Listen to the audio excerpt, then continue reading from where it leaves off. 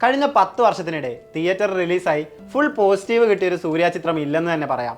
ആവറേജിലോ below ആവറേജിലോ ആയിരിക്കും ഓരോ സിനിമയും എത്തി നിൽക്കാം.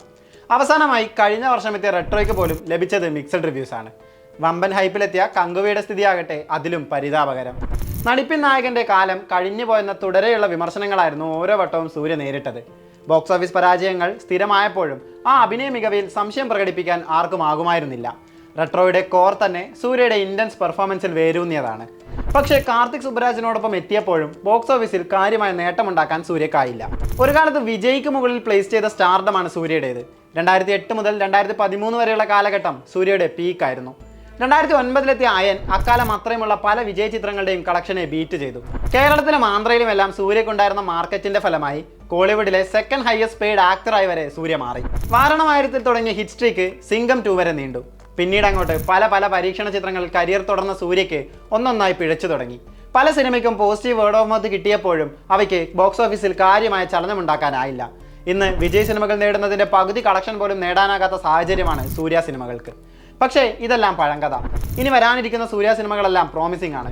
മാസായും ക്ലാസ്സായും വക്കീലായും പോലീസായും പല അവതാറിൽ പല യോണറുകളിൽ ഹിറ്റടിക്കാൻ എത്തുകയാണ് സൂര്യ.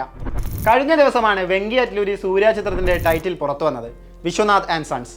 കാം ആൻഡ് കമ്പോസ്ഡ് ആയി ഒരു കൊച്ചു കുട്ടിയോടൊപ്പമുള്ള സൂര്യയുടെ പോസ്റ്റർ കഴിഞ്ഞ കുറച്ചു കാലമുള്ള ഹൈ ഒക്ടേൻ മാസ് ആക്ഷൻ റോളുകളിൽ നിന്നുള്ള മാറ്റം സൂചിപ്പിക്കുന്നുണ്ട്. കുറച്ചുകൂടെ എലഗന്റ് ആയ class Suriya. Feel good family entertainer ആകും ചിത്രം എന്ന റിപ്പോർട്ടുകളുണ്ട്. സിനിമയിൽ മമിതയാണ് നായിക. ഒരു 45-കാരനും 20-കാരിയും തമ്മിലുള്ള റിലേഷനാകും സിനിമയെന്ന് നേരത്തെ നിർമ്മാതാവ് നാഗവംശി പറഞ്ഞിരുന്നു. രവീണ ടണ്ടൻ, രാധിക ശരത് കുമാർ എന്നിവരും ചിത്രത്തിൽ പ്രധാന വേഷത്തിലെത്തുന്നുണ്ട്. GV പ്രകാശ് കുമാർ സംഗീതം നിർവഹിക്കുന്ന ചിത്രത്തിന്റെ സിനിമാറ്റോഗ്രഫി നിമിഷ് രവിയാണ്. ജൂലൈയിലാണ് സിനിമ പുറത്തിറങ്ങുന്നത്. ചിത്രത്തിന്റെ OTT റൈറ്റ്സ് നെറ്റ്ഫ്ലിക്സ് സ്വന്തമാക്കിയിട്ടുണ്ട്. സൂര്യ 46-ന് മുൻപ് അനൗൺസ് ചെയ്ത അതിനു മുൻപേ പുറത്തിറങ്ങുമെന്ന് പറഞ്ഞ ചിത്രമാണ് കറുപ്പ്. RJ ബാലാജിയുടെ സംവിധാനത്തിലെത്തിയ ചിത്രത്തിന്റെ ടീസർ ഏറെ പ്രശംസ പിടിച്ചു പറ്റിയിരുന്നു. എന്നാൽ ചിത്രത്തിന്റെ റിലീസ് എപ്പോഴാകുമെന്ന ചോദ്യം ഇപ്പോഴും ബാക്കിയാണ്. ഈ മാസം അതിനുള്ള അപ്ഡേറ്റ് എത്തുമെന്നാണ് റൂമറുകൾ. സായി അഭ്യങ്കർ സംഗീതമൊരുക്കുന്ന ചിത്രത്തിൽ മാസ് ഹീറോ റോളിലാണ് സൂര്യയുടെ വരവ്. 20 വർഷങ്ങൾക്ക് ശേഷം സൂര്യ തൃഷ കോംബോയും കറുപ്പിൽ കാണാൻ സാധിക്കും. ഇന്ദ്രൻസ്, സ്വാസിക തുടങ്ങിയവരും ചിത്രത്തിലുണ്ട്. ഏപ്രിൽ ആദ്യവാരം സിനിമ എത്തുമെന്നാണ് റിപ്പോർട്ട്. അങ്ങനെയെങ്കിൽ 3 മാസത്തിനിടെ 2 സൂര്യ സിനിമകൾ നമുക്ക് കാണാനാകും. സൂര്യ 47 കോളിവുഡ് സിനിമാ പ്രേമികൾക്കൊപ്പം നമ്മൾ മലയാളികളും ഏറെ കാത്തിരിക്കുന്ന സിനിമയാണത്. ആവേശത്തിന് ശേഷം എത്തുന്ന ജിത്തു മാധവൻ സിനിമ. സിംഗം 3ക്ക് ശേഷം സൂര്യ പോലീസ് വേഷത്തിലെത്തുന്ന പടം. അങ്ങനെ പ്രത്യേകതകളേറെ.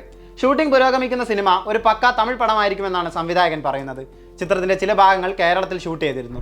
നസ്രിയ നായികയായെത്തുന്ന സിനിമയിൽ നസ്ലനും പ്രധാന വേഷത്തിലെത്തുന്നുണ്ട്. സുഷിൻ ശ്യാം സംഗീതമൊരുക്കുന്ന ആദ്യ തമിഴ് സിനിമ കൂടിയാണ് സൂര്യ 47. ഈ സിനിമയുടെ OTT റൈറ്റ്സ് നെറ്റ്ഫ്ലിക്സിനാണ്. വെട്രിമാരന്റെ വാടിവാസലിനെ കുറിച്ച് അപ്ഡേറ്റ് ഒന്നും ഇല്ലെങ്കിൽ പോലും സൂര്യയുടെ ലിസ്റ്റിൽ ഏവരും കാത്തിരിക്കുന്ന സിനിമ അതുകൂടിയാണ്.